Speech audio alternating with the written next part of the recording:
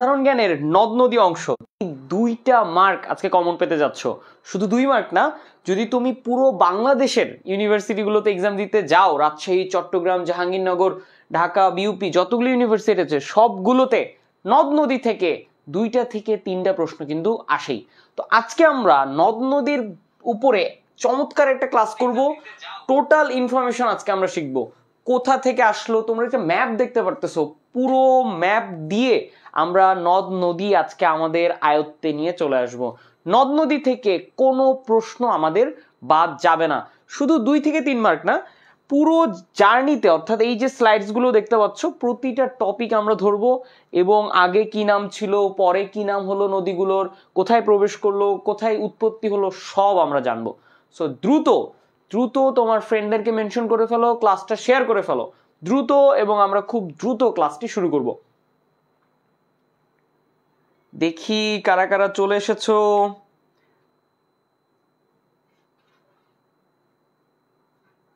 ওকে ওকে, very good.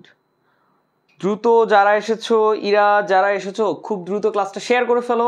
আমরা নদ নদীর উপরে যে ক্লাসটা করতে যাচ্ছি, আমি বারবার বলছি যে যদি তুমি 1 থেকে 2 মার্ক কমন পেয়ে যাও আজকের ক্লাসটার উপরে, শুধু আজকের ক্লাসের উপরেই তুমি কিন্তু 200 থেকে 300 জনের সামনে চলে যাবে। দেখো, একটা মার্ককে কিন্তু তুমি 4টা ভাগে ভাগ করতে পারছো, 0.25, 0.25, 0.25। সো 4 ধাপে তুমি এগিয়ে যাচ্ছ, অর্থাৎ 2-3 মার্ক যদি কমন চলে আসে, সেক্ষেত্রে কিন্তু অবশ্যই 12 ধাপ আগে কিন্তু তুমি চলে যাবা। 12 ধাপ মানেই বুঝছো অনেকজন। ওকে, খুব দ্রুত যারা শেয়ার করনি খুব দ্রুত শেয়ার করে ফেলো। সকলেই ক্লাসটা শেয়ার করে ফেলো। 1 মিনিটের মধ্যে আমরা একটা ধুমধারাক্কা ক্লাস নিব। সবাই খাতা কলম নিয়ে বসে পড়ো। আজকে যে ইনফরমেশনগুলো আমরা জানবো সেগুলো কিন্তু খুবই খুবই গুরুত্বপূর্ণ।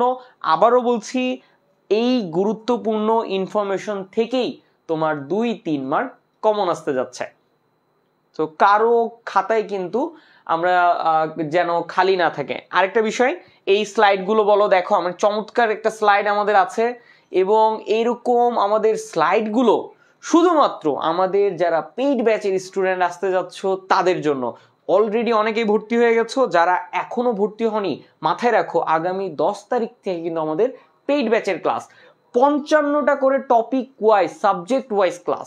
55টা, মানে ক্যান ইউ ইমাজিন যে 55টা ক্লাস আসলে কতগুলা ক্লাস? তুমি যদি বাংলা, ইংরেজি, সাধারণ জ্ঞান উপরে 55টা করে ক্লাস নাও, 165টা ক্লাস শুধু তোমার ঢাকা ইউনিভার্সিটির বি ইউনিট পর্যন্ত। এতগুলো ক্লাস করে যদি তুমি বি ইউনিট অ্যাটেন্ড করো এক্সাম দিতে, আমার মনে হয় না যে কেউ চান্স না পেয়ে ঘুরে আসবা। ভেরি গুড, চলো সকলেই শেয়ার করেছি ক্লাসটা। খুব দ্রুত 1 মিনিট, খুব দ্রুত সকলেই শেয়ার করো, শেয়ার বাটনে ক্লিক করো, খুব দ্রুত সকলেই ক্লাসটা শেয়ার করে ফেলো। আজকের ক্লাসটা আমি চাই সকলেই শেয়ার করো, খুব ইম্পর্টেন্ট ক্লাস। 2-3 মার্ক তো আসতে যাচ্ছে, বাকি ফ্রেন্ডদেরকেও জানিয়ে দাও যে এরকম একটা ক্লাস আমরা আজকে করছি। সকলেই ক্লাসটা শেয়ার করে ফেলো। ওকে, আমি দেখছি অনেকে ক্লাস শেয়ার করছো, দ্রুত শেয়ার করো। আর 30 সেকেন্ডের মধ্যে আমরা কিন্তু শুরু করতে যাচ্ছি। বাকিরা সকলে শেয়ার করে ফেলো।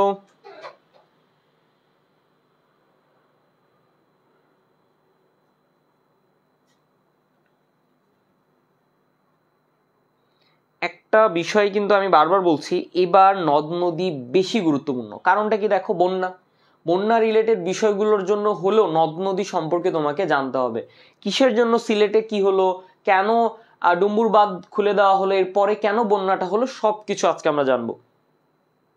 সো সকলেই ক্লাসটা শেয়ার করে ফেলো।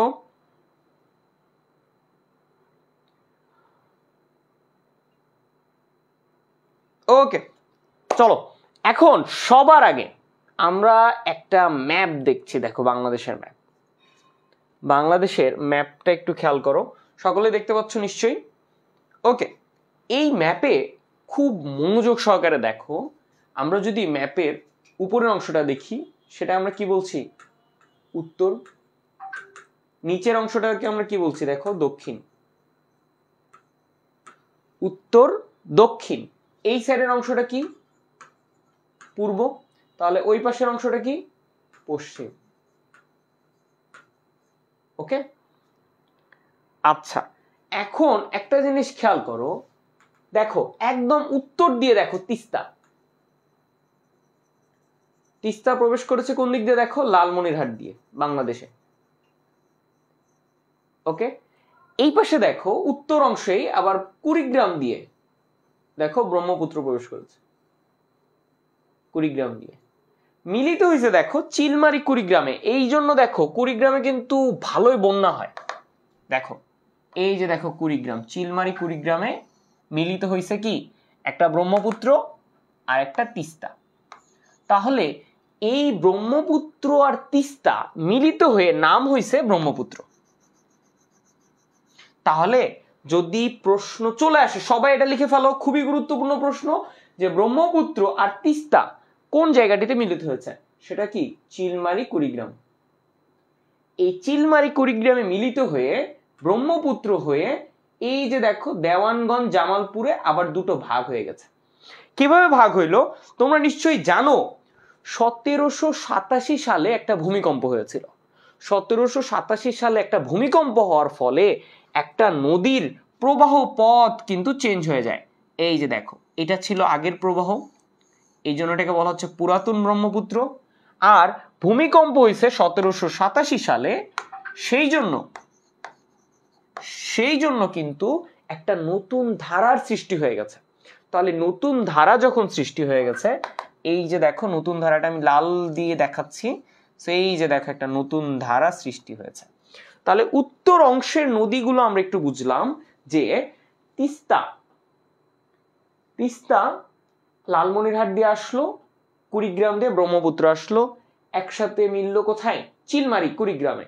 এই চিলমারি কুড়িগ্রামের ব্রহ্মপুত্র দেওয়ানগঞ্জের এই যে জামালপুরে এসে একটা 1787 সালে ভূমিকম্পের জন্য একটা নতুন ধারা সৃষ্টি করলো, যেটা কি যমুনা নামে আমরা বলছি।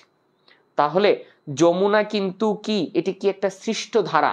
এটা কিন্তু নদীর একদম পূর্ব পরিকল্পিত কোনো ধারা না, এটা একটা ভূমিকম্পের ফলে সৃষ্ট নতুন ধারা, যেটা কি কত সালে আবিষ্কৃত হয়েছে, তৈরি হয়েছে? সেটা 1787 সালের ভূমিকম্পের জন্য। এখন এই যে যমুনা আমরা দেখতে পাচ্ছি, এই যমুনা, আর এই যে দেখো পশ্চিমে চাঁপাইনবাবগঞ্জ দিয়ে যেটা এসেছে পদ্মা, যেটাকে আমরা বলছি গঙ্গা, তাই না? এই পদ্মা আর এই যে নতুন প্রবাহ যমুনা, এই দুইটা মিলে এইখানে দেখো গোয়ালন্দ রাজবাড়িতে এসে মিলিত হয়েছে। এই গোয়ালন্দ রাজবাড়ি এইখান থেকে মিলিত হয় আবার এটা কি পদ্মা নামেই প্রবাহিত হয়েছে। তাহলে যমুনা আর পদ্মা মিলিত হয়ে কি হয়েছে? পদ্মা। যমুনা আর পদ্মা কোথায় মিলিত হয়েছে? গোয়ালন্দ রাজবাড়িতে। যমুনা আর পদ্মা কোথায় মিলিত হয়েছে? গোয়ালন্দ রাজবাড়িতে। এই ইনফরমেশনটাও বেশ গুরুত্বপূর্ণ। তাহলে আমরা মিলিত জায়গাগুলো কোথায় কোথায় দেখলাম, সকলেই একটু লিখে ফেলি। মিলিত জায়গা কোথায় কোথায়? প্রথম মিলিত জায়গা দেখো ব্রহ্মপুত্র আর তিস্তা, চিলমারি কুড়িগ্রাম, এই যে এই পয়েন্টটা চিলমারি কুড়িগ্রাম। ওকে, পরে দেখো যে এই যে নতুন যে যমুনা আর পুরাতন যে পদ্মা, এটা মিলিত হয়েছে কোথায়? গোয়ালন্দ রাজবাড়ি। এই গোয়ালন্দ রাজবাড়িতে মিলিত হয়ে নাম হয়েছে পদ্মা। এখন এখানে একটু আসো, পুরাতন যে ব্রহ্মপুত্র যেটা ছিল, পুরাতন ব্রহ্মপুত্র, আর এবার আসো পূর্বে সিলেটে দেখো বরাক নদী যেটা আছে, বরাক নদী কিন্তু দুটো ভাগ হয়ে প্রবাহিত হয়েছে। দুটো ধারার নাম কি? একটা নাম হচ্ছে সুরমা আর একটার নাম হচ্ছে কুশিয়ারা। তাহলে আমরা বলতে পারি যে বরাক নদী দুটো ধারা হয়েছে, একটা কি সুরমা, আরেকটি কি কুশিয়ারা। সুরমা আর কুশিয়ারা দেখো মিলিত হয়েছে আজমেরীগঞ্জের হবিগঞ্জে। খুবই গুরুত্বপূর্ণ একটা প্রশ্ন, যে সুরমা আর কুশিয়ারা কোন জায়গাটিতে মিলিত হয়েছে? সেটা কোথায়? আজমেরি হবিগঞ্জ। এই যে দেখো এই আজমেরি হবিগঞ্জে সুরমা আর কুশিয়ারা মিলিত হয়ে নতুন একটা নাম করেছে, সেটার নাম কি? মেঘনা। দেখছো নামকরণ কিভাবে পাল্টে যাচ্ছে। তাহলে ছিল বরাক, ভাগ হয়ে হইলো কি সুরমা কুশিয়ারা একসাথে হইলো কি মেঘনা। এই যে মেঘনা, এই যে দেখো পুরাতন যে ব্রহ্মপুত্রর ধারাটা ছিল, সেই পুরাতন ব্রহ্মপুত্র আর মেঘনা মিলিত হইল কোথায়? ভৈরব কিশোরগঞ্জে। ভৈরব কিশোরগঞ্জে গিয়ে মিলিত হইল। এই ভৈরব কিশোরগঞ্জে গিয়ে মিলিত হয়ে এই ধারাটার নাম হইল আবার মেঘনা। তাহলে দেখো সব পুরো যে জার্নিটা দেখো নদীর, যে পুরো বাংলাদেশ হয়ে নদীর প্রবাহ মাত্রা আসলো দুইটা, একটা হচ্ছে পদ্মা আর একটা হচ্ছে মেঘনা। এই পদ্মা আর মেঘনা, এই যে দেখো এটা পদ্মা এটা মেঘনা, এই পদ্মা আর মেঘনা মিলিত হয়েছে মূল জায়গাটা কোথায়? চাঁদপুর। তাহলে এই যে এই জায়গাটা মিলিত হয়েছে, এই জায়গাটা কি? চাঁদপুরে গিয়ে মিলিত হয়েছে। বুঝতে পারছো? চাঁদপুরে গিয়ে যখন মিলিত হয়েছে পদ্মা আর মেঘনা, সেটা নাম হয়েছে মেঘনা। এই মেঘনাটাই কি বঙ্গোপসাগরে চলে আসে। তাহলে সব নদীর এক নদী কোনটা? এই যে দেখো মেঘনা। সব নদীর এক নদী মেঘনা এই বঙ্গোপসাগরে এসে নেমেছে।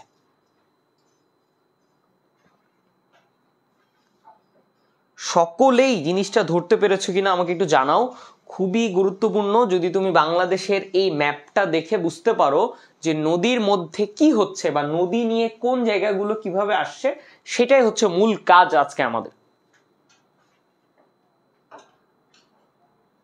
সকলেই কি বুঝতে পেরেছো? খুবই গুরুত্বপূর্ণ একটা বিষয়। দেখো আমি আবারও বলছি, খুব সহজ একটা বিষয়, যে তিস্তা আর ব্রহ্মপুত্র আসলো চিলমারি কুড়িগ্রামে, মিলিত হইল ব্রহ্মপুত্র। 1787 সালে একটা ভূমিকম্প হইলো, এই ব্রহ্মপুত্র আগে যাইতো এই যে পুরাতন ব্রহ্মপুত্র হয়ে, কিন্তু একটা নতুন ধারা হইলো, সেটার নাম কি? যমুনা। এই যমুনা এই পদ্মা দিয়ে, এই যে চাঁপাইনবাবগঞ্জ দিয়ে যে পদ্মা আসলো, সেই পদ্মার যমুনা মিলিত হয়ে কি নতুন পদ্মা। এই পদ্মা পুরাতন ব্রহ্মপুত্র আর এই পাশে যে সিলেট বরাক, সেটা কি দুটো ধারা, একটা সুরমা আর কুশিয়ারা। সুরমা কুশিয়ারা আবার মিলিত হয়েছিল কোথায়? আজমেরি হবিগঞ্জে। এই আজমেরিগঞ্জ হবিগঞ্জে মিলিত হয়ে যে নামটা নিল, সেটার নাম মেঘনা। মেঘনা আর পুরাতন ব্রহ্মপুত্র যে জায়গাটিতে মিলিত হইল, সেটা হচ্ছে ভৈরব কিশোরগঞ্জ। ভৈরব কিশোরগঞ্জে এসে এই মেঘনা কি আবার এই যে দেখো এই দিকের যে পদ্মা, সেই পদ্মার সাথে মিলিত হয়ে মেঘনা রূপে বঙ্গোপসাগরে পতিত হইল।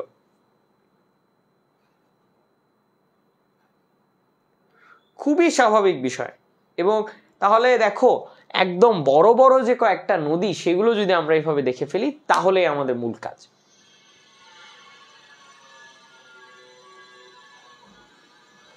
ওকে, যারা ক্লাসটা শেয়ার করছো না, খুব দ্রুত এখনই শেয়ার করে ফেলো। আমরা নেক্সটে আরো গুরুত্বপূর্ণ ইনফরমেশনগুলো জানবো। দেখো নদ নদী সবাই পড়াবে, কিন্তু তোমাকে এই যে এইভাবে ম্যাপ দেখিয়ে যে জিনিসটা বোঝানোর, সেই টেকনিকটা কিন্তু আমাদের কাছে আছে। এরকম টেকনিক বেস পড়াশোনা কিন্তু আমরা করাই। অনেকগুলো ক্লাস দেওয়ার এটাই হচ্ছে একটা কারণ, তোমাদেরকে জাস্ট নার্সিং ক্যাপাবিলিটি আমরা বাড়াবো। কিভাবে তোমাদেরকে আমরা ক্লাস দিয়ে সেই জিনিসগুলোকে দেখাচ্ছি, কিভাবে তোমাদের সাথে আমি ইনফরমেশনগুলো শেয়ার করছি, এটা হচ্ছে ম্যাটার। তোমরা যদি মনে করো যে সার্ভিস কিভাবে পাইতে হবে, দেখো খুবই কম কস্টে আমরা কিন্তু তোমাদের জন্য ক্লাসগুলো সাজিয়েছি। এবং এখন তোমাদের যে ফ্রি ক্লাসগুলো তোমরা দেখতে পাচ্ছ যে কতটা ইনফরমেটিভ আমরা ক্লাসগুলো কিন্তু নিচ্ছি। পরবর্তীতে গিয়েও পেইড ব্যাচের স্টুডেন্টদেরকে আমরা কিন্তু আরো সময় দিয়ে তাদেরকে দেখাবো। এই জন্যই মূলত আমরা বলছি খুবই গুরুত্বপূর্ণ টাইমিং তোমাদের। আগামী 10 তারিখ থেকেই আমাদের পেইড ব্যাচ শুরু হতে যাচ্ছে। 55টা সাধারণ জ্ঞানের উপরে ক্লাস থাকবে, শুধুমাত্র সাধারণ জ্ঞানের উপর। টপিকই নাই 55টা, সেখানে ক্লাস আছে 55টা। কিভাবে নেওয়া হবে বুঝতেই পারছো নিশ্চয়ই। ওকে, তাহলে চলো আমরা এখন মূল সেশনে চলে যাব। এই জন্য বলছি খুব দ্রুত তোমরা তোমাদের এই কোর্সটিতে এনরোল করে ফেলো। খুব দ্রুত আমরা এই 10 তারিখ থেকে আমাদের পেইড ব্যাচটা কিন্তু স্টার্ট হতে যাচ্ছে। ওকে, তাহলে বাংলাদেশ নিয়ে আমরা মোটামুটি দেখলাম। বাংলাদেশটা একটু দেখে নাও, এই নদ নদী নিয়ে আমাদেরকে আলোচনা করতে হবে, সো ম্যাপটা আমাদের একটু দেখে ফেলা উচিত। ওকে, গঙ্গেয় বদ্বীপ বা বঙ্গীয় বদ্বীপ কি, বা বেঙ্গল ডেল্টা। ডেল্টা নিয়ে তোমরা নিশ্চয়ই জানো। ডেল্টা সাইন যদি আমি তোমাদেরকে একটু দেখাই, সেটা ডেল্টা সাইনটা কেমন? ডেল্টা সাইনটা এমন, অথবা অনেকে এই যে আলফার মতো দেয়, তাই না? সো এই যে দেখো এরকম যেটা, এই যে, সো এই যে ডেল্টা বা মাত্রাহীন ব, দেখো আমরা জানি যে মাত্রা আর এটা হচ্ছে ব, কিন্তু মাত্রাহীন ব সেটা কোনটা? যেটা কিনা মাত্রা নাই। এই যে সো এরকম বাংলাদেশটা দেখো অনেকটা এই যে ব আকৃতির যে সেটাকে বোঝানো হচ্ছে। সো এই যে একরকম বোঝানো হচ্ছে যে মাত্রাহীন ব, সেটা কিন্তু এইভাবে দেখানো হচ্ছে, এই ডেল্টা। সো এই বঙ্গীয় যে বদ্বীপ আছে সেই বদ্বীপ হিসেবে বাংলাদেশকে দেখানো হচ্ছে। এবং এইখান থেকে তোমাদেরকে মূল যেটা দেখতে হবে সেটা হচ্ছে গাঙ্গেয় বদ্বীপ বা বঙ্গীয় বদ্বীপ। এই বদ্বীপ পৃথিবীর বৃহত্তম বদ্বীপ হচ্ছে এটা। সো এইটাই হচ্ছে মূল কাজ। তোমাদেরকে জানতে হবে এই গঙ্গা নদী ও ব্রহ্মপুত্র নদের মোহনায় গঠিত মিলিত যে বদ্বীপ, এটা হচ্ছে পৃথিবীর বৃহত্তম বদ্বীপ। এই ইনফরমেশনটা বেশ গুরুত্বপূর্ণ। আরেকটা বিষয় দেখো, গঙ্গা বদ্বীপ বলতে মূলত পশ্চিমে ভারতের ভাগীরথী হুগলি যে নদী রেখা আর পূর্ব বাংলাদেশের পদ্মা মেঘনা নদী রেখার অন্তর্বর্তী অংশকে বোঝায়। সো আপাতত এটা জেনে রাখো বাংলাদেশ হচ্ছে পৃথিবীর বৃহত্তম বদ্বীপ। সো এইটুক তোমার এখানকার মূল অংশ। সো এখান থেকে একটা নোট আমরা পেলাম যে বাংলাদেশ হচ্ছে বৃহত্তম বদ্বীপ। এরপরে চলে আসো আন্তঃসীমান্ত নদী। কেন সীমান্ত ভিত্তিক নদী আমাদের গুরুত্বপূর্ণ? কারণ নিশ্চয়ই আমরা দেখছি এই সময়ে এসে ভারতের সাথে আমাদের কি পরিমাণ নদী নিয়ে একটা কনফ্লিক্ট চলছে। এই কনফ্লিক্টের জন্যই কিন্তু আমাদের এই নদীর ভিত্তিক তথ্যগুলো খুবই গুরুত্বপূর্ণ। সো চলো আমরা এখন দেখে ফেলি আন্তঃসীমান্ত নদী। এর আগে তোমাদেরকে বলেছিলাম যে এটাকে বলা হচ্ছে ট্রান্স বাউন্ডারি রিভার, যেটা কিনা 57টি। টোটাল নদী কয়টা? 57টি। এর মধ্যে ভারতের সাথে নদী কয়টি? 54টি।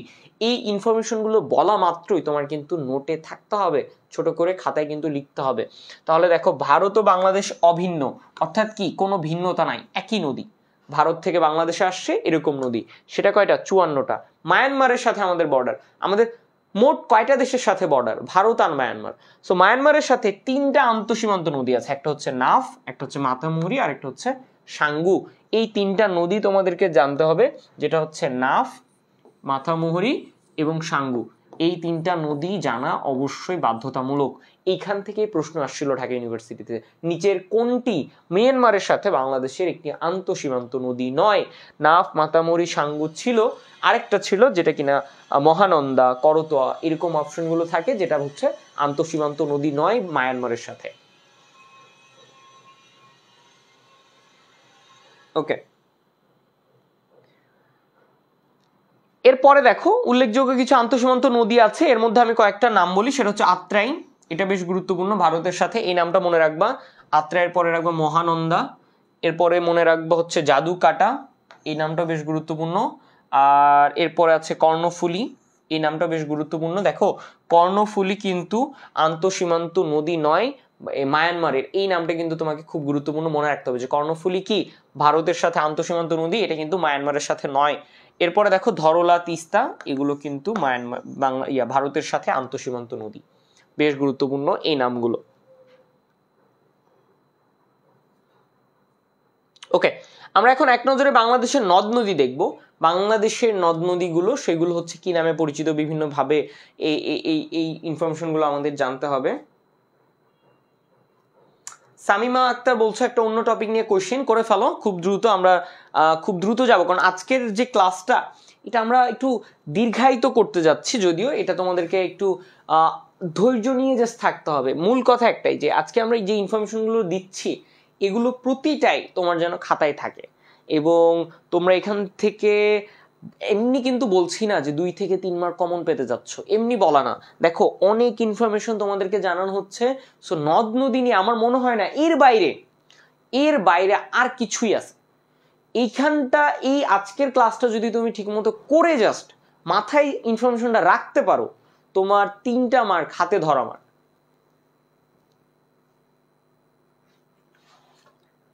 ওকে, এরপরে একটা বিষয় খেয়াল করো যে আমরা এখন যৌথ নদী কমিশন বা জয়েন্ট রিভার কমিশন, এই জিআরসি মানে কি জয়েন্ট রিভার কমিশন,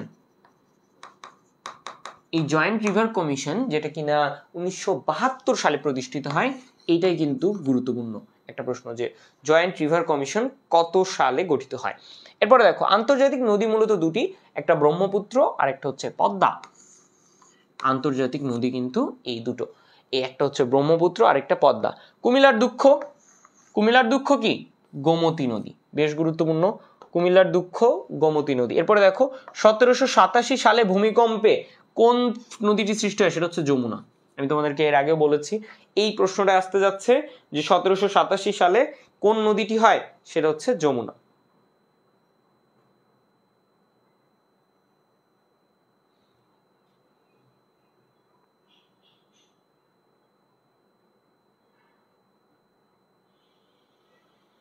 ওকে, এরপরে দেখো আমরা এরপরে দেখছি পশ্চিমাঞ্চলের লাইফলাইন বলা হয় গড়াই নদীকে, এটাও বেশ গুরুত্বপূর্ণ। তাহলে আমরা দেখছি পশ্চিমাঞ্চলের লাইফলাইন, অর্থাৎ পুরো পশ্চিমাঞ্চল যদি এই লাইফলাইন গড়াই নদীটা যদি না থাকে তাহলে কিন্তু পশ্চিমাঞ্চলের একটা পানি প্রবাহের যে ধারা সেটা কিন্তু ব্যাহত হবে, এই জন্য বলা হচ্ছে লাইফলাইন। পশ্চিমা বাহিনীর নদী সেটা হচ্ছে বিল ডাকাতিয়া, এই অংশটাও বেশ গুরুত্বপূর্ণ, যে পশ্চিমা বাহিনী নদী কোনটা? পশ্চিমা বাহিনী নদী বলা হয় বিল ডাকাতিয়াকে। বাংলার দুঃখ দামোদর নদী, বাংলার দুঃখ কি? দামোদর নদী, এই অংশটা এর আগেও এসেছিল, প্রিভিয়াস ইয়ারের কোশ্চেন, বাংলার দুঃখ দামোদর নদী।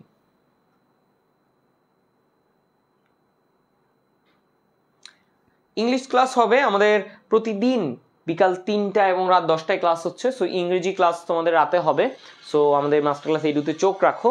আর মূল কথা হচ্ছে যে আমরা এরকম ইন্টারেস্টিং ক্লাসগুলো কিন্তু আমাদের 10 তারিখ থেকে পেইড ব্যাচে চালু হতে যাচ্ছে, সো খুবই গুরুত্বপূর্ণ। আমরা কিন্তু তখন আরো স্পেসিফিক ওয়েতে ক্লাসগুলো নিব। এখন কথা হচ্ছে এরপরে চলো আমরা ইনফরমেশনগুলো দেখি, যেটা হচ্ছে চট্টগ্রামের দুঃখ চাকতাই খাল।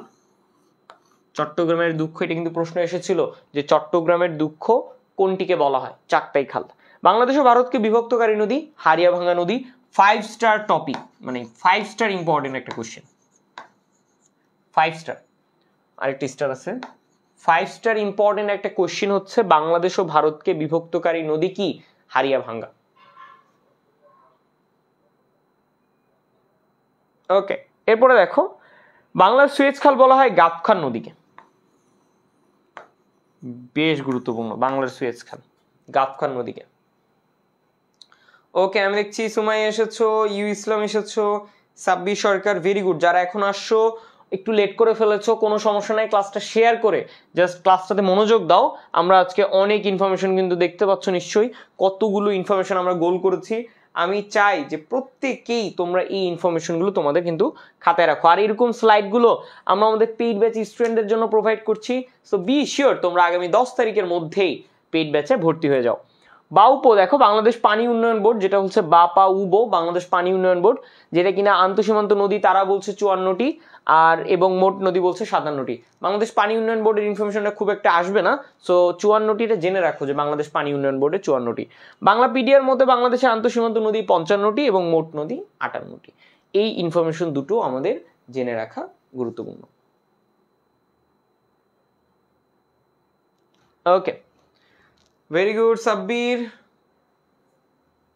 তৌসিফ এসেছো, ভেরি গুড। তোমরা ক্লাসগুলো শেয়ার করে ক্লাসটাতে একটু মনোযোগী হও। এখন খেয়াল করো যে বাংলাদেশের নদ নদী সম্পর্কে আরেকটু আমরা জানবো। আমি একটু অসুস্থ, মানে জ্বর আমার, এখন ওয়েদার খুব চেঞ্জ হচ্ছে, সো প্লিজ তোমরা মানে নিজেদের স্বাস্থ্য সুরক্ষা ঠিক রাখো। এখন আসলে জ্বর সর্দির একটা সিজন যাচ্ছে। ওকে, এরপরে দেখো যে বিভক্তকারী একটা হচ্ছে বাংলাদেশ আর মায়ানমার, এই বাংলাদেশ আর মায়ানমারকে বিভক্তকারী নদী হচ্ছে নাফ। এর আগে আমরা দেখলাম বাংলাদেশ ও ভারতকে বিভক্তকারী নদী হচ্ছে হারিয়াভাঙ্গা, আর বাংলাদেশ ও মায়ানমারকে বিভক্তকারী নদী হচ্ছে নাফ, যেটার দৈর্ঘ্য কত? 56 কিলোমিটার, মতান্তরে 62 কিলোমিটার, সো বেশি আসে 56 কিলোমিটার এটা।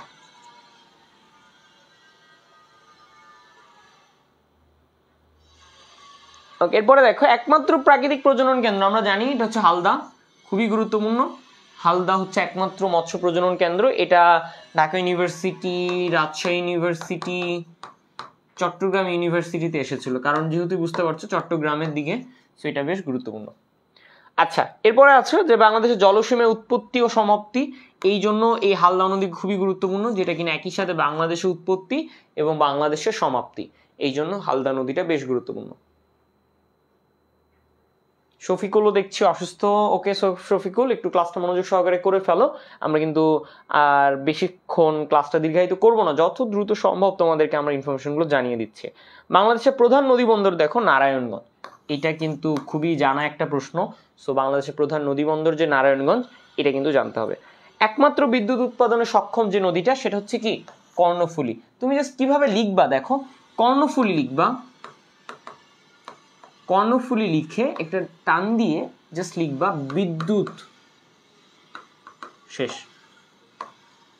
এইটা তোমার নোট ক্যাপাবিলিটি, নোট লিখার স্ট্র্যাটেজি এরকম থাকবে, ছোট ছোট এই টপিক। বিদ্যুৎ কর্ণফুলী, বাস। এই বিদ্যুৎ কর্ণফুলী যদি তোমার মাথায় থাকে তাহলে বুঝতে পারছো এটা একমাত্র বিদ্যুৎ উৎপাদনে সক্ষম নদী। খুবই ইজি। আচ্ছা, এরপরে দেখো আমরা বলছি যে জলবিদ্যুৎ কেন্দ্র যে নদীতে অবস্থিত সেটা হচ্ছে কর্ণফুলী। Very good. এরপরে দেখো ব্রহ্মপুত্র নদের বর্তমান প্রবাহ যে নামে পরিচিত, যমুনা। 1787 সালের পর থেকে একটা ভূমিকম্প দেখছো, মাটির ফাটল হয়েছে, সেই মাটির ফাটল হয়ে এই যমুনা কি একটা নতুন ধারা হয়েছে। কত সালে? 1787 সালে। বেশ গুরুত্বপূর্ণ। ওকে, এরপর দেখো ব্রহ্মপুত্র নদের ভারতীয় অংশের নাম ডিহি। ব্রহ্মপুত্র নদের ভারতীয় অংশের নাম কি? ডিহি। এই প্রশ্নটা এসেছিল ঢাকা ইউনিভার্সিটিতে এসেছিল, প্রিভিয়াস কোশ্চেন। ওকে, ব্রহ্মপুত্র নদের তিব্বতী অংশের নাম হচ্ছে দেখো ইয়ারলাং সাংপো। তিব্বতী অংশে দেখো এক এক জায়গাতে এক এক নদী এক এক নামে পরিচিত, সো একই নদী ভিন্ন নামে পরিচিত। সো তিব্বতী অংশের নাম কি? এটা বেশ গুরুত্বপূর্ণ। সো ব্রহ্মপুত্র নদের তিব্বতী অংশের নাম কি? ইয়ারলাং সাংপো। বেশ গুরুত্বপূর্ণ। ওকে, যে নদীটি নামকরণ করা হয়েছে একজন ব্যক্তির নামে সেটা কি? রূপসা। এটাও বেশ গুরুত্বপূর্ণ। তাহলে রূপসা নদীর নামকরণ করা হয়েছে কার নামে? একজন ব্যক্তির নামে।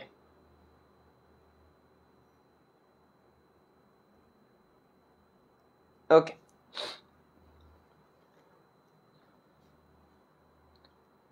আচ্ছা, এরপরে আমরা আরেকটু ডিটেলসে যদি আমরা জানতে চাই সেই অংশগুলো একটু দেখে ফেলো। সেটা হচ্ছে আমরা এখন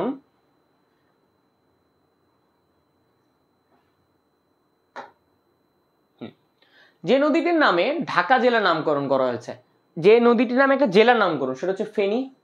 এই প্রশ্নটা এসেছিল যে ফেনী নদীর নামে ফেনী জেলার নামকরণ করা হয়েছে। বেশ গুরুত্বপূর্ণ। বাংলাদেশ থেকে ভারত গিয়ে পুনরায় বাংলাদেশে ফিরে এসেছে এমন 4টি নদী দেখো, যে একটা হচ্ছে আত্রাই, একটা মহানন্দা, একটা পুনর্ভবা আর একটা ট্যাঙ্গন।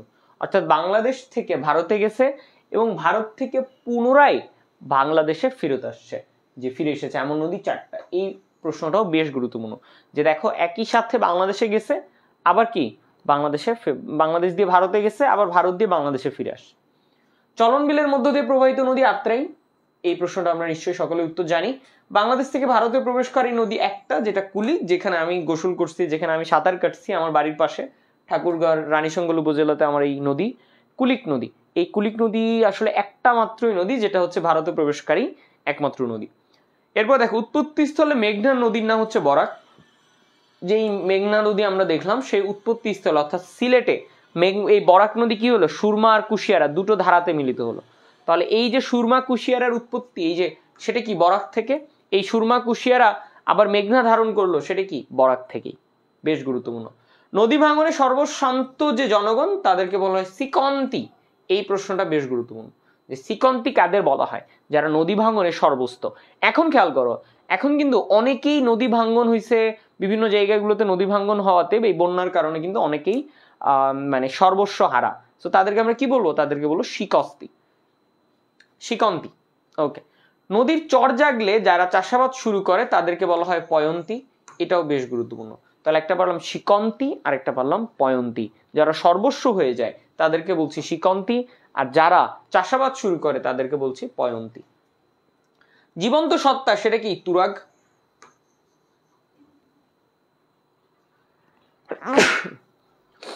সরি।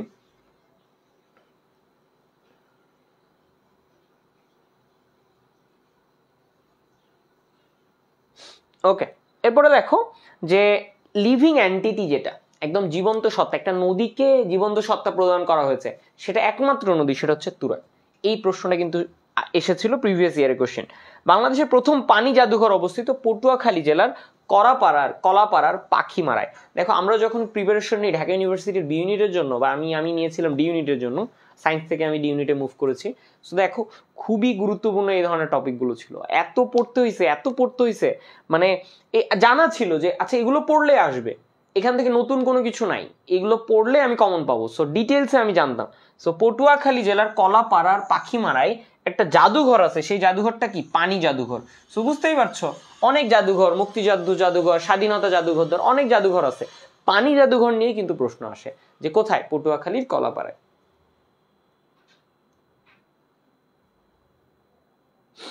ওকে, আমি দেখতে পাচ্ছি অনেকেই এসেছো। তো শুরুতেই বলি, জ্বর সর্দির মধ্যে তোমাদের ক্লাসটা নেওয়া হচ্ছে। সো জ্বর সর্দি চলছে এবং একরকম অসুস্থ, তো তোমরা খুব সাবধানে থাকো। বাকি যারা আছো, আমি তোমাদের কমেন্টগুলো আজকে খুব ডিটেলসে পড়ছি না, বুঝতে পারছো যে অনেকগুলো স্লাইড আছে এবং পড়াইতে হচ্ছে। সো তারপরও যে তোমরা যতজন আছো, ভেরি গুড, তোমরা ধৈর্যটা ধরে রাখো। এবং আমি একটা তোমাদের কথা বলি, এই যে অরুণী, শফিকুল, সাব্বির, প্রান্ত, সুমাইয়া, মাসুমা, মাসুম যারা আছো, একটা বিষয় খেয়াল করো যে তোমাদের মূল কাজ হচ্ছে এই সময়ে এসে পড়াশোনার মধ্যে থাকা। এই পড়াশোনাটা তোমাদেরকে ধরে রাখার জন্য আমরা আছি তোমাদের সাথে। যেমন সাব্বির দেখছি একটা কমেন্ট করেছো, এটা এরকম আসলে ডিপ্রেশন বলো বা একটু ফ্রাস্ট্রেশন বলো, এগুলো কিন্তু একদম বাদ দিতে হবে। যেখানে আছো, যেভাবে আছো, কোনো সমস্যা নেই। আমাদের সাথে থাকার যে প্ল্যানটা, আমি তোমাদের মাস্টার প্ল্যানটা বলে দিই। যেহেতু আমরা মাস্টার ক্লাস এডু, আমরা বি ইউনিট নিয়ে কাজ করছি বিগত 2 বছর ধরে। এর আগেও কিন্তু আমরা স্টুডেন্টকে পড়িয়েছি। সো আমাদের ডিটেলস আমাদের জানা আছে যে কিভাবে তোমাদেরকে পরিকল্পনাতে আগানো যাবে। সো যদি তোমরা চিন্তা করো যে আচ্ছা, চিন্তার দায়িত্বটা না হয় আমাদের উপর ছেড়ে দাও, পুরোপুরি চিন্তার দায়িত্বটা আমাদের উপর ছেড়ে দাও, যে তোমাদেরকে আসলে কি দিলে সেই জিনিসগুলো তোমরা পারছো, কিভাবে প্রশ্ন আসছে সেটা আমাদের উপর ছেড়ে দাও। তোমাদের কাজ হচ্ছে, আজকে নদ নদী পড়ানো হয়েছে, নদ নদী রিলেটেড যা আছে, পেড ব্যাচে হলে তো আমরা ডিরেক্ট আবার ক্লাস টেস্টও নিব। ক্লাস শেষে আবার ক্লাস টেস্টের ব্যবস্থা থাকবে। 3000 কোশ্চিন আছে আমাদের কাছে, 3000 এমসিকিউ। সো 3000 এমসিকিউ যদি তুমি সলভ করো, সাব্বির আছো, সাইমা আছো, যারা আসো, তো তোমাদের আর কিছু লাগে? প্রতিটা টপিকের উপর দিয়ে আমাদের লেকচার স্লাইড সাজানো আছে, কি পড়তে হবে, কিভাবে পড়তে হবে। সো ডিটেলসে আমরা জানি। সো মূল কথা একটা, যে ভাইয়া তুমি নদী পার হতে যাবা, ওই নদী পার হয়ে আমরা ওই পারে বসে আছি। সো তোমাদেরকে ওই রশি ধরে জাস্ট আমরা ঠেলে নিয়ে আসবো। So easy. নদীর স্রোতের সাথে কিভাবে গা ভাসাবা সেটা আমরা শিখাই দিচ্ছি। কোনো প্রবলেম নাই, রিল্যাক্সে থাকো, নিশ্চিন্তে থাকো, ক্লাসগুলো করো। পেইড ব্যাচ তো আছে খুবই কম মূল্যে। তুমি দেখো যে অন্য কোথাও তোমার এই যে 40% ছাড়ে, যে আমরা 1800 টাকায় তোমাদেরকে ভর্তি করছি, অন্য কোনোখানে তোমরা এটা পাবা না। যেখানেই থাকো, যেভাবেই পড়ো, জাস্ট আমাদের সাথে থাকার চেষ্টাটা করো। পেইড ব্যাচটা আমাদের ধরে রাখো। 55টা ক্লাসে কথা দিচ্ছি, টোটাল জিকে জার্নি তোমাদের একদম ক্লিন করে ছাড়বো। ক্লিন মানে ক্লিন। কিভাবে চান্স পাইতে হয় সেটা দেখে নিচ্ছি।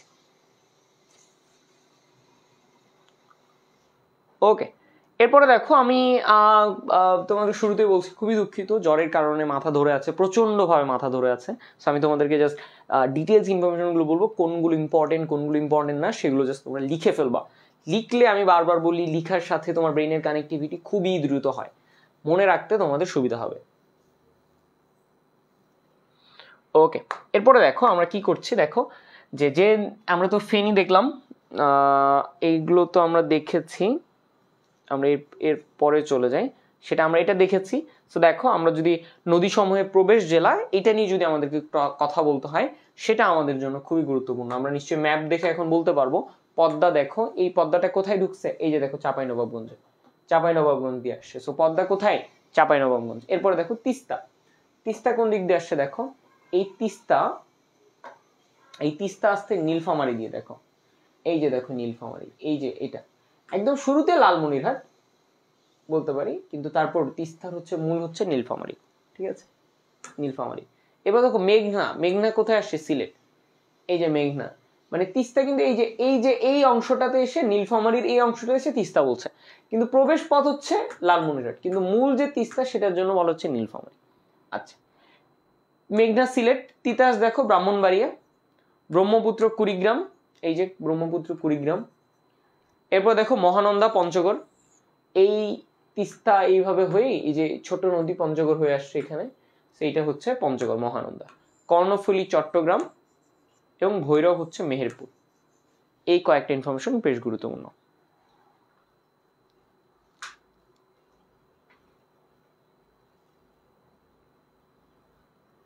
Note must. তোমরা কেউ যদি দেখে জাস্ট মনে করো যে দেখে নিলেই হবে, স্ক্রিনশট নিয়ে নিলে হবে, তা না, লিখার চেষ্টা করতে হবে প্রতিটা ক্লাস। আমি বারবার বলি, না লিখলে আসলে কারো ক্ষেত্রে এটা ধরে রাখা পসিবল না। ওকে, সো এর পরের দিকে চলে যাই।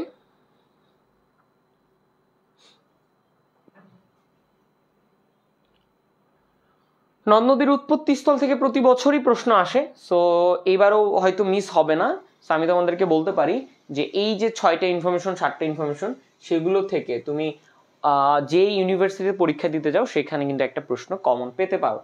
পদ্মা দেখো, হিমালয়ের পর্বতের গাঙ্গোত্রী নামক হিমবাহ, সেখান থেকে পদ্মা। মহানন্দা দেখো যে মহালদিরাম পাহাড় থেকে হিমালয়ের। এই পদ্মা আর মহানন্দা দুটোই কি হিমালয়ের থেকে। মেঘনা দেখো আসাম, আসামের নাগামণিপুর পাহাড়ের মাও সংসা অংশ থেকে, সেটা বেশ গুরুত্বপূর্ণ আমাদের। এরপরে দেখো যে ব্রহ্মপুত্র দেখো তিব্বত। ব্রহ্মপুত্র কোথায়? ব্রহ্মপুত্র তিব্বতের হিমালয়ের কৈলাস শৃঙ্গের মানস সরোবর থেকে। এটাও কিন্তু আমরা আগে পড়েছি, মনে আছে তোমাদের যে নবম দশম শ্রেণীর যে বাংলাদেশ ও বিশ্ব পরিচয়, সেখানে কিন্তু নদ নদী চ্যাপ্টারে এই কথাগুলো বলা আছে। কর্ণফুলী দেখো ভারতের মিজোরাম রাজ্যের লুসাই পাহাড়ের লংলেহ থেকে। কর্ণফুলী নিয়ে প্রশ্ন এসেছিল, কর্ণফুলী কোন পাহাড় থেকে উৎপত্তি, সেটা কি লুসাই পাহাড় থেকে, এই প্রশ্নটা এসেছিল। করতোয়া দেখো যে করতোয়া দেখো ভারতের তিস্তা এখানে দেখো, করতোয়া এখানে থাকবে না। তিস্তা দেখো, তিস্তা হচ্ছে সিকিম রাজ্যের পার্বত্য অংশ থেকে। তিস্তা সিকিম, ভারতের যে সিকিম রাজ্য আছে, সিকিম গ্যাংটক, সেই জায়গা থেকে।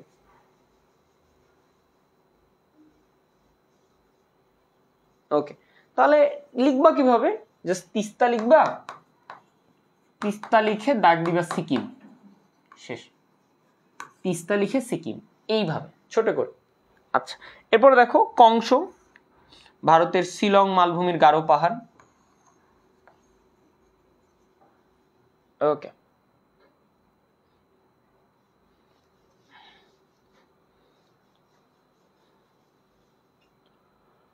নদীর উৎপত্তি স্থল গোমতী, ত্রিপুরা পাহাড়ের ডুমুর। এই যে ডুমুর বাঁধ, যেটা ডুম্বুর বাঁধ বলছি, গোমতী, ত্রিপুরা পাহাড়ের ডুমুর, এটা আমাদের খুবই গুরুত্বপূর্ণ যে গোমতী নদীর উৎপত্তি স্থল কোথায়, এটা। এবার দেখো ফেনী, ফেনী বুঝতে পারছো, ফেনী যে নদী, সেই ফেনীর জন্য ফেনীতে এত পানি, ফেনীতে এত ভাবে বন্যা। সো ফেনী যে একটা নদীর নাম, সেটাও হয়তো অনেকে জানে না। সো এই প্রশ্নটা বেশ গুরুত্বপূর্ণ যে নিচের কোন নদীটির নামে একটি জেলার নামকরণ, এই প্রশ্নটা এবার আসতে পারে। ফেনী নদী, ফেনী নদীর নামে ফেনী জেলা। সো ফেনী নদীটি কোথায় উৎপত্তি, সেটা কি ত্রিপুরার, পার্বত্য ত্রিপুরার পাহাড় থেকে, সেটা কি ফেনী নদীর উৎপত্তি। পার্বত্য ত্রিপুরার পাহাড় থেকে কার উৎপত্তি? ফেনী নদীর উৎপত্তি, বেশ গুরুত্বপূর্ণ। খোয়াই, ত্রিপুরার আঠারমুরা পাহাড় থেকে খোয়াই নদী উৎপত্তি। সালদার মনু, ত্রিপুরার পাহাড় থেকে। নাফ সাঙ্গু, আরাকান পর্বত থেকে। এই প্রশ্নটা এসেছিল, নাফ আর সাঙ্গু কোথা থেকে উৎপত্তি? আরাকান পর্বত থেকে। হালদা, বদনাতলি পর্বতশৃঙ্গ থেকে, খাগড়াছড়ি জেলার বদনাতলি পর্বতশৃঙ্গ থেকে হালদা নদীর উৎপত্তি, যেটা বাংলাদেশের উৎপত্তি খাগড়াছড়ি জেলার বাদনাতলি পর্বতশৃঙ্গ থেকে, বেশ গুরুত্বপূর্ণ। মাতামুহুরি, বান্দরবান জেলার রামার মাইভার পর্বত থেকে। এই প্রশ্নটা এসেছিল, মাতামুহুরি কোথা থেকে উৎপত্তি? বান্দরবান জেলা, বান্দরবানের লামার মাইভার পর্বত থেকে। ওকে, এবার দেখো মুহুরি, ত্রিপুরা লুসাই পাহাড় থেকে। মুহুরি কোথায় উৎপত্তি? ত্রিপুরার লুসাই পাহাড় থেকে। ওকে, এটার আমি বলবো তোমরা একটা স্ক্রিনশট নিয়ে রাখো, এই অংশটার, খুব দ্রুত।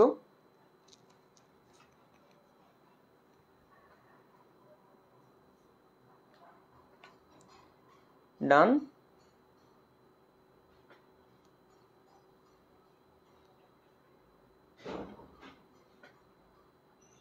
সবাই এটার স্ক্রিনশট নিছো?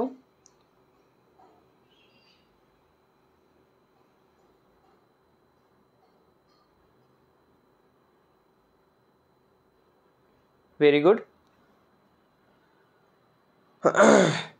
এখন যেটা হচ্ছে সেটা হচ্ছে যে দেখো যে পদ্মা যমুনা মিলিত হয়েছে মূলত চাঁদপুরে এসে, যে দৌলতিয়া গোয়ালন্দ বিভিন্ন জায়গাতে মিলিত হয়ে, দেখো এই মিলিত স্থলটা আমাদের জানতে হবে। পদ্মা ও যমুনার সম্মিলিত প্রবাহ হচ্ছে পদ্মা, এই অংশটা জানতে হবে। পদ্মা মেঘনার সম্মিলিত প্রবাহ হচ্ছে মেঘনা, আমরা দেখেছিলাম চাঁদপুরে মিলিত হয়েছিল। তিস্তা ব্রহ্মপুত্রর মিলিত প্রবাহ হচ্ছে ব্রহ্মপুত্র। সুরমা কুশিয়ারার সম্মিলিত প্রবাহ হচ্ছে কালনী নামে পরিচিত, পরবর্তীতে সেটা মেঘনা নামে পরিচিত হয়ে যায়। এরপরে দেখো পুরাতন ব্রহ্মপুত্র আর মেঘনা, মেঘনা নামে পরিচিত। বাঙালি ও যমুনা, সেটা কি যমুনা নামে পরিচিত। হালদা ও কর্ণফুলী, কর্ণফুলী নামে পরিচিত। ধলেশ্বরী ও শীতলক্ষা, শীতলক্ষা নামে পরিচিত। আর সাথে মিলিত স্থলগুলো আমাদের জানতে হবে, তার মধ্যে সবথেকে গুরুত্বপূর্ণ আজমেরিগঞ্জ, হবিগঞ্জ, সেটা কি সুরমা কুশিয়ারা। প্রশ্ন এসেছিল সুরমা আর কুশিয়ারা কোন জায়গাতে মিলিত হয়েছিল, সেটা হচ্ছে আজমেরিগঞ্জ, হবিগঞ্জে এসে। আচ্ছা, এই হচ্ছে বিষয় পদ্মা মেঘনা চাঁদপুর মেঘনা সম্মিলিত প্রবাহ, এটাও আমাদের বেশ গুরুত্বপূর্ণ ছিল। বিভিন্ন নদীর পূর্ব নাম আছে, পূর্ব নাম নিয়ে প্রশ্ন এসেছিল, যেমন কীর্তিনাশা কোন নদীকে বলা হয়, কীর্তিনাশা কোন নদীর অপর নাম, এই প্রশ্নটা এসেছিল, সেটা হচ্ছে পদ্মা। পদ্মা নদীর অপর নাম কি কীর্তিনাশা, আরেকটা নাম আছে, এটা হচ্ছে নলিনী, এই নামটা বেশ গুরুত্বপূর্ণ, সেটা কি নলিনী, এটা লিখে ফেলো সবাই যে নলিনী হচ্ছে পদ্মা নদীর অপর নাম। ওকে, অরণি বলছো চাঁদপুর আমার বাড়ি, ভেরি গুড। যমুনা নদীর প্রাচীন নাম হচ্ছে জোনাই, এই প্রশ্নটা এসেছিল, যমুনা নদীর প্রাচীন নাম কি জোনাই, এই প্রশ্নটা বেশ গুরুত্বপূর্ণ। বুড়িগঙ্গা নদীর প্রাচীন নাম হচ্ছে দোলাই, বুড়িগঙ্গার প্রাচীন নাম দোলাই, যেহেতু ঢাকার মধ্যে ঢাকার অন্যতম একটা নদী, বুড়িগঙ্গা নদীর প্রাচীন নাম কি দোলাই। আরেকটা আছে দেখো, ব্রহ্মপুত্র নদের প্রাচীন নাম হচ্ছে লৌহিত্য, এই প্রশ্নটা বেশ গুরুত্বপূর্ণ, যে লৌহিত্য কোন নদীর পূর্ব নাম, সেটা কি ব্রহ্মপুত্র। ওকে, সাউন্ড ঠিক আছে তো নাকি?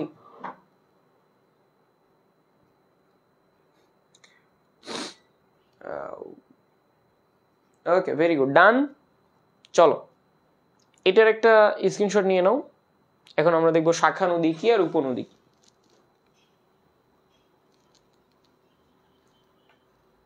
দেখো এরকম ডিটেলস স্লাইড আমাদের কাছে আছে, সো তোমরা জাস্ট তোমাদের কি পড়তে হবে, কিভাবে পড়তে হবে সেটা নিয়ে কোনো চিন্তা নাই।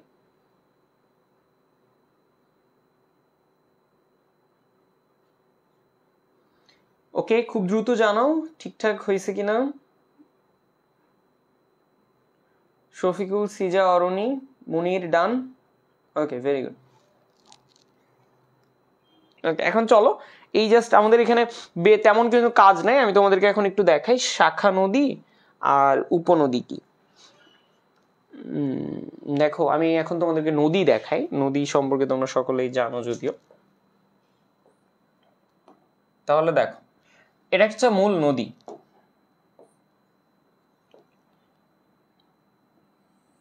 মনে করো এটা একটা নদী, ঠিক আছে।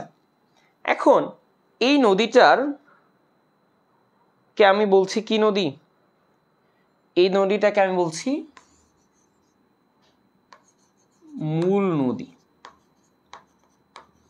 ওকে, সবাই ঠিকঠাক, এটা হচ্ছে মূল নদী। হইতে পারে কোথাও উৎপত্তি হইতে পারছে, কোথাও উৎপত্তি হয়েছে, সেটা আমাদের জানার বিষয় না। এখন দেখো আমি তোমাদেরকে দেখাই, তাহলে এই মূল নদীটা, এটা কিন্তু প্রবাহ হচ্ছে এভাবে এইদিকে,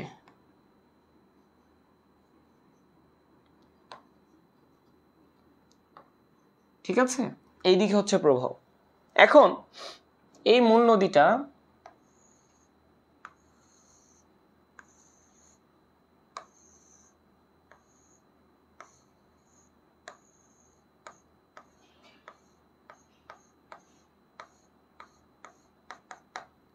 এই যে দেখো,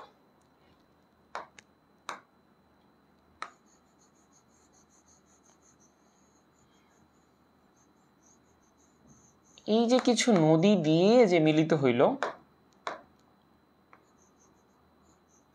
সেইগুলোকে বলছি আমরা উপনদী। তাহলে উপকথাটার অর্থ কি আগে, সেটাকে আমরা বলছি উপনদী, এটা জাস্ট একটু মাথায় রাখো। তাহলে এগুলো কি উপনদী। তাহলে আমরা এখানে কয়টা উপনদী বলতে পারি, মনে করো এটা হচ্ছে ক উপনদী, এটা খ উপনদী, এটা গ উপনদী, এটা ঘ উপনদী। তাহলে সবগুলো নদী মিলে হইল কি মূল নদী। এখন এই মূল নদীটা আবার অনেকগুলো নদীতে ভাগ হয়ে গেল।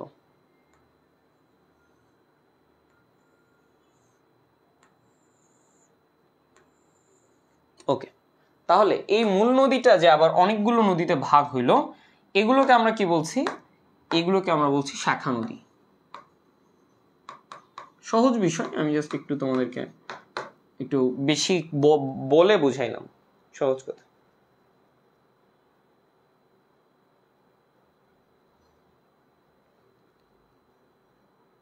বুঝে গেছে? তাহলে এই যে প্রবাহ, সেগুলো হচ্ছে মূলত শাখা নদী।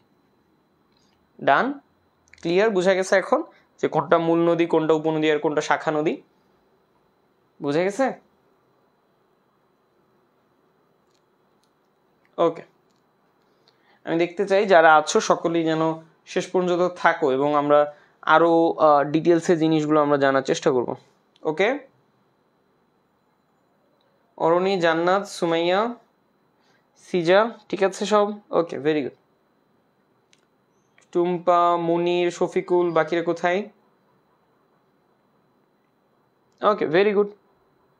তাহলে আমরা নিশ্চয়ই বলতে পারবো যে পদ্মার উপনদী, পুনর্ভবা, মহানন্দা, এগুলো জাস্ট তোমাদেরকে দেখে নিতে হবে, আমি এগুলো বলে লাভ নাই, এগুলো প্রতিটা তোমাদেরকে জানা থাকতে হবে, অর্থাৎ টপিক ওয়াইজ এগুলো তোমাদেরকে মনে রাখতে হবে যে এই উপনদীগুলো, বিশেষ করে শাখা নদী আর উপনদী কয়েকটা আসে, তার মধ্যে আমি যদি ইম্পর্টেন্ট বলে দিই, হালদা উপনদী, তার মানে কি হালদা আগে ছিল, হালদা তারপর হয়েছে কর্ণফুলী, এরপরে হালদার কি আর কোনো শাখা নদী নাই, অর্থাৎ কর্ণফুলীর কোনো শাখা নদী নাই। প্রশ্ন আসতে পারে নিচের কোন নদীটির কোনো শাখা নদী নেই, সেটা হচ্ছে কর্ণফুলী। এইভাবে তোমাদেরকে পড়তে হবে। ওকে, এরপরে দেখো মেঘনার শাখা নদী নাই, পদ্মার উপনদী কোনটা? পুনর্ভবা, মহানন্দা, এটা খুবই গুরুত্বপূর্ণ, পদ্মা। ওকে, নদী তীরবর্তী গুরুত্বপূর্ণ স্থাপনা, আমি গতকালকে লালবাগ গেছিলাম, তো লালবাগের কেল্লা গেছিলাম আমি, সেটা বুড়িগঙ্গার পাশে অবস্থিত, এটা বেশ গুরুত্বপূর্ণ। সোনারগাঁ, শীতলক্ষা, তিস্তাবাদ তিস্তা, পাহাড়পুর হচ্ছে আত্রাই, বাকল্যান্ড বাগ বুড়িগঙ্গা 1757 সালে বাকল্যান্ড বাদ দেওয়া হয়। এরপর দেখো মহস্তানগড়, করতোয়া। যমুনা সার কারখানা, যমুনা নদীর তীরবর্তীতে, গোয়ালপাড়া হচ্ছে ভৈরবে, এই জিনিসগুলো বেশ গুরুত্বপূর্ণ। এরপরে দেখো প্রতিটা বেশি গুরুত্বপূর্ণ, আহসান মঞ্জিল, এটাও বুড়িগঙ্গার পাশে, ফারাক্কাবাদ কোথায়? গঙ্গাতে, এটা বেশ গুরুত্বপূর্ণ। বাংলা বান্ধা স্থলবন্দর, সেটা কোথায়? মহানন্দাতে।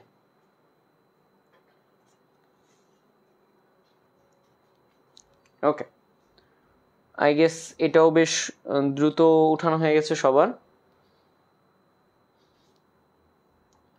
গুরুত্বপূর্ণ ফেরিঘাটগুলো আমাদেরকে জানতে হবে। ঢাকার পাশে বুড়িগঙ্গা, তাহলে কি ঢাকা বুড়িগঙ্গা। নারায়ণগঞ্জের শীতলক্ষার পাশে কি? নারায়ণগঞ্জ। নাফের পাশে কক্সবাজার কোন নদীর পাশে অবস্থিত? নাফ নদীর পাশে অবস্থিত। চট্টগ্রাম কি? কর্ণফুলী। ভৈরব কি? খুলনা।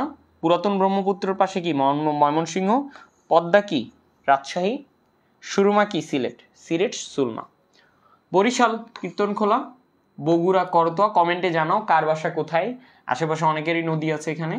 কুমিল্লা গোমতী, মহস্তানগড় করতোয়া, শিলাইদহ পদ্মা। কুষ্টিয়ার পাশে কি? গড়াই নদী। মংলার পাশে কি? পশুর। চট্টগ্রামের পাশে কর্ণফুলী, আর রংপুরের পাশে তিস্তা। আমি তিস্তা নদীতে গোসল করছিলাম, মানে তিস্তা নদীতে নাম হয়েছে, পদ্মা নদীতে নাম হয়েছে।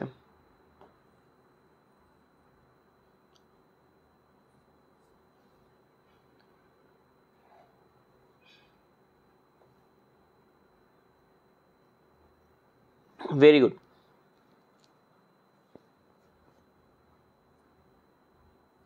দেখো আমি তোমাদেরকে আবার কোর্স প্ল্যান নিয়ে একটু বলে রাখি যে আমরা তোমাদের জন্য কিন্তু একরকম খুব স্বল্প মূল্যে তোমাদের কোর্স ফি দিয়ে এই তোমাদের টার্গেট ডিউ যে পুরো জার্নিটা, সেটা কিন্তু আমরা সলভ করব।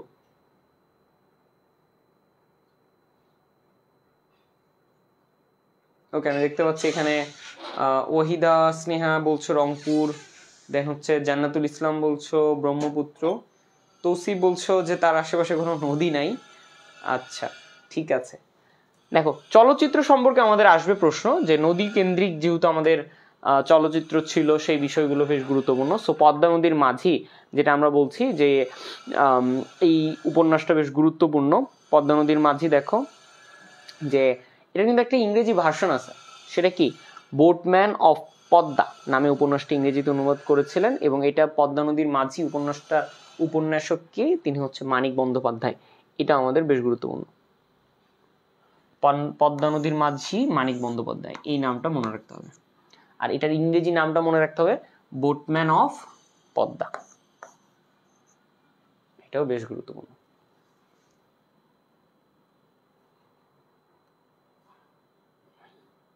তিতাস একটি নদীর নাম, অদ্বৈত মল্লব বর্মন। এটা ঢাকা ইউনিভার্সিটির গুরুত্বপূর্ণ একটা প্রশ্ন এসেছিল।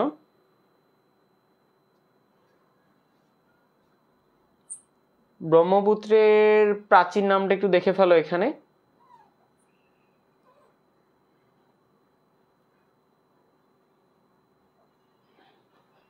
লৌহিত্য, বানানটা দেখো, লৌহিত্য, ঠিক আছে, বোঝা গেছে, লৌহিত্য।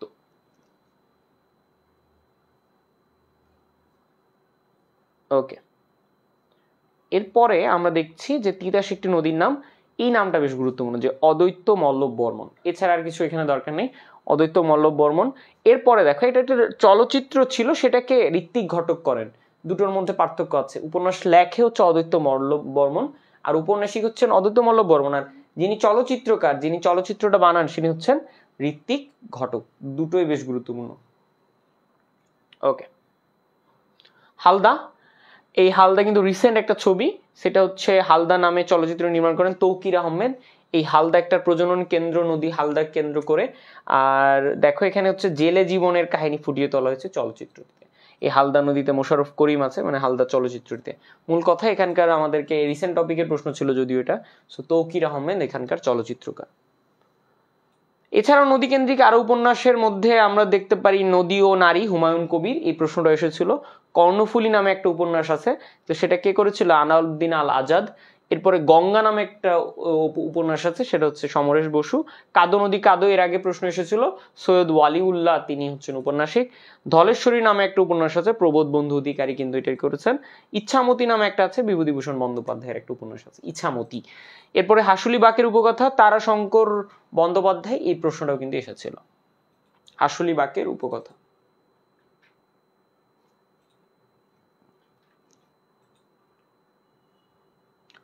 ওকে, স্মৃতি বিজড়িত যে জায়গাগুলো, এটাও বেশ গুরুত্বপূর্ণ, এই রিলেটেড প্রশ্ন আসে।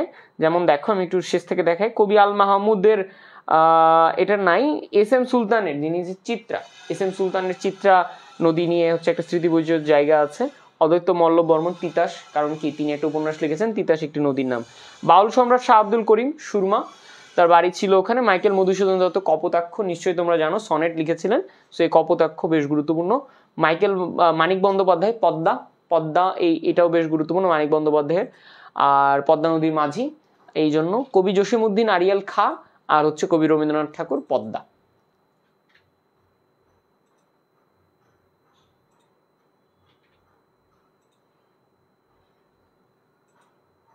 ওকে,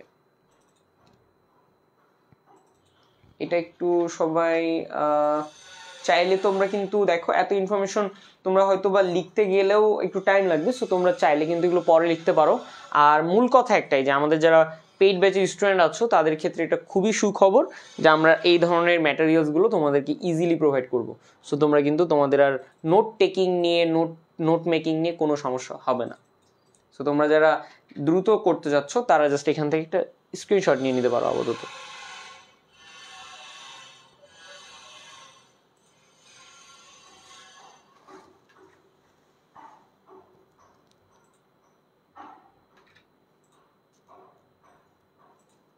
ওকে,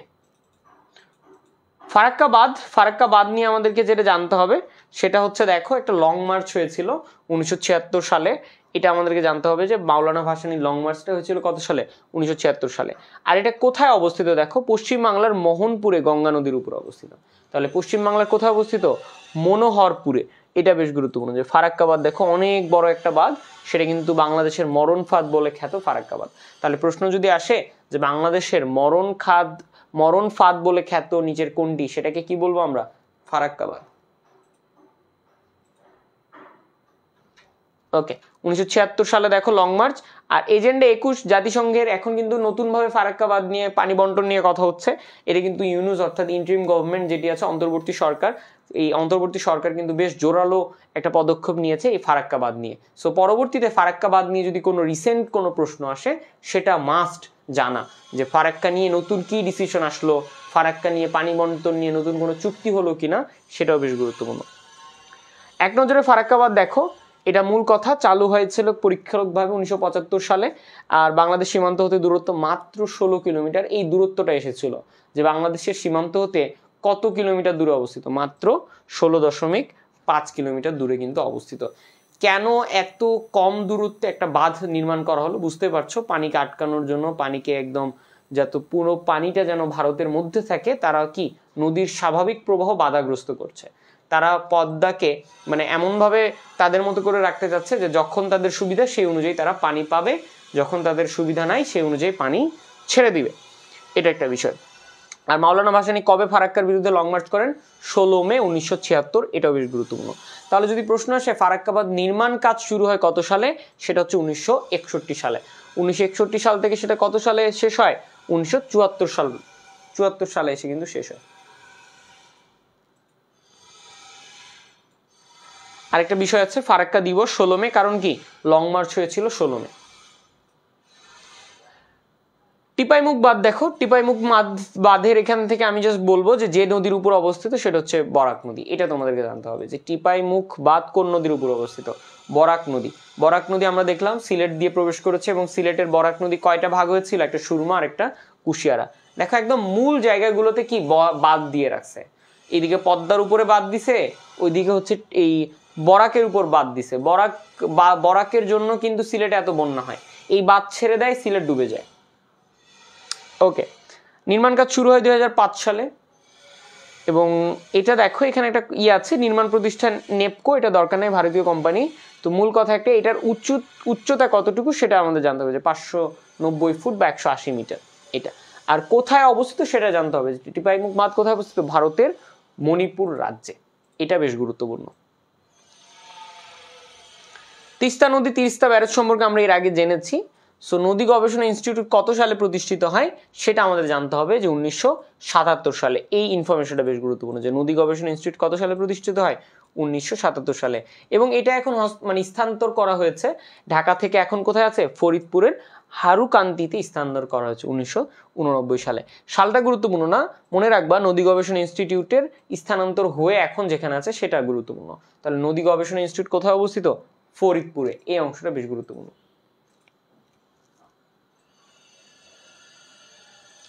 পানি উন্নয়ন বোর্ড বা উপো, এটা আমরা জেনেছি বাংলাদেশ পানি উন্নয়ন বোর্ড, সেটা হচ্ছে 1972 সালে 1959 সালে পূর্ব পাকিস্তানের এটা অন্য নামে গঠিত হয়, সেটা হচ্ছে পানি ও বিদ্যুৎ উন্নয়ন বোর্ড। পরবর্তী 72 সালে এসে এটা হচ্ছে বাংলাদেশ পানি উন্নয়ন বোর্ড সম্পূর্ণরূপে স্বায়ত্তশাসিত একটি প্রতিষ্ঠানে পরিণত হয়। সো এটা নিয়ে আমাদের বেশ কিছু বিষয় জানার নেই। আচ্ছা, বাংলাদেশের চর নিয়ে যদি আমাদেরকে জানতে হয়, এটা বেশ গুরুত্বপূর্ণ। এই অংশটা তোমরা একটু স্ক্রিনশট নিয়ে রাখো। আর এটা বেশ গুরুত্বপূর্ণ, দেখো যে ভোলা চর যে জেলায় অবস্থিত, যে ভোলা জেলায় অবস্থিত অনেকগুলো চর আছে, তার মধ্যে আছে চর নিউটন, এটা বেশ গুরুত্বপূর্ণ।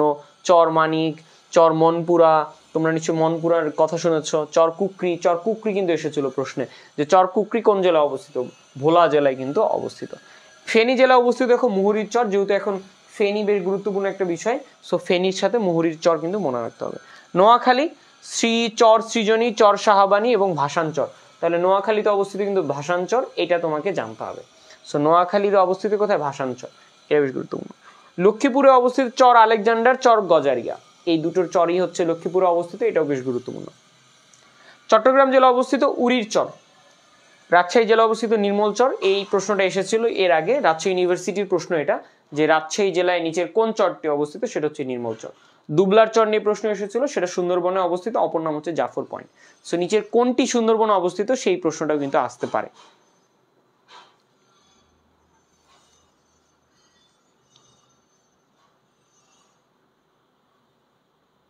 ওকে,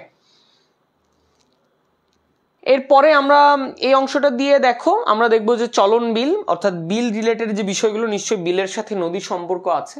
সো এই বিল নিয়ে আজকে আমরা জেনে এই ক্লাসটা শেষ করব। সেটা হচ্ছে চলন বিল, এটা হচ্ছে বাংলাদেশের বৃহত্তম বিল। এই তিনটি জেলা দেখো, যেটা হচ্ছে পাবনা, নাটোর ও সিরাজগঞ্জ, অর্থাৎ এই তিনটির উপর দিয়ে কিন্তু এই চলন বিল বিস্তৃত এবং বাংলাদেশের মিঠা পানির মাছের সবচেয়ে বড় উৎস হচ্ছে এই চলন বিল। চলন বিলের উপর কোন নদী প্রবাহিত হয়েছে দেখো, যে আত্রাই নদী প্রবাহিত হয়েছে, যেটা দেখো এখানে একটা বিষয় আছে, বিল ডাকাতিকে পশ্চিমা বাহিনী নদী বলা হয়, তামা বিল বাংলাদেশের একমাত্র সীমান্ত বিল। এটা আমাদেরকে জানতে হবে যে তামা বিল একমাত্র বাংলাদেশের সীমান্ত বিল। এই অংশটা আমাদের বেশ গুরুত্বপূর্ণ। শেষে গিয়ে দেখো আরো কিছু বিল আছে। বিল আমরা নিশ্চয়ই জানি, আমরা অনেক সময় বিল ঝিল বলি, ছোট আকৃতির, যেরকম একটা মানে পানির সমাহার টাইপের, সেটা হচ্ছে বিল ডাকাতিয়া খুলনা, তামা বিল সিলেট, আরিয়াল বিল শ্রীনগর মুন্সিগঞ্জ, ভবদহ বিল যশোর, বাইক্কা বিল হচ্ছে শ্রীমঙ্গল, আর কোলা বিল হচ্ছে খুলনা। আমি একটু জুম করছি, তোমরা এটা একটু লিখে, এটা একটু উঠিয়ে ফেলো, এটা তোমাদের জন্য গুরুত্বপূর্ণ। যেটা গুরুত্বপূর্ণ আমি নিজে থেকে বলে দিচ্ছি, সো তোমাদের কিন্তু আর ঝামেলা হওয়ার কথা না।